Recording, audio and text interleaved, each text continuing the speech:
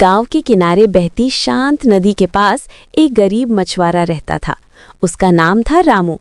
उसकी छोटी सी झोपड़ी थी, टूटी हुई नाव थी और एक पुराना जाल। हर सुबह सूरज निकलने से पहले वो नदी में उतर जाता और शाम तक मेहनत करता।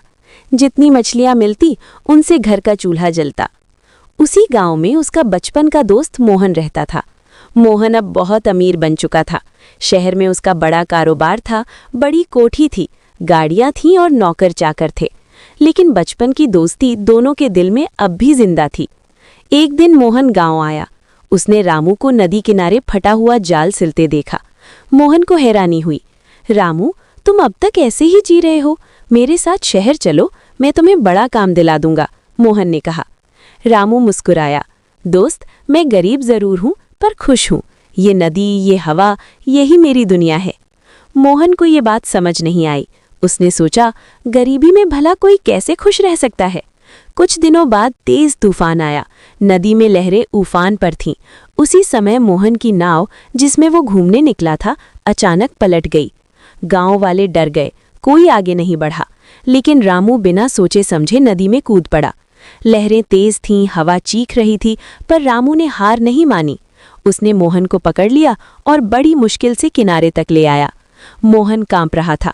उसकी आंखों में डर था, लेकिन साथ ही कृतज्ञता भी। मोहन ने कहा, आज अगर तुम ना होते तो मैं जिंदा न बचता। मेरे पास बहुत पैसा है, पर उस समय वो किसी काम का नहीं था। असली दौलत तो तुम्हारी हिम्मत और सच्ची दोस्ती है। रामू हंसते हुए बोला, दोस्ती में अमीरी गरीबी नहीं देखी जाती, दोस्त तो बस दोस्त होता है। उस दिन के बाद मोहन बदल गया।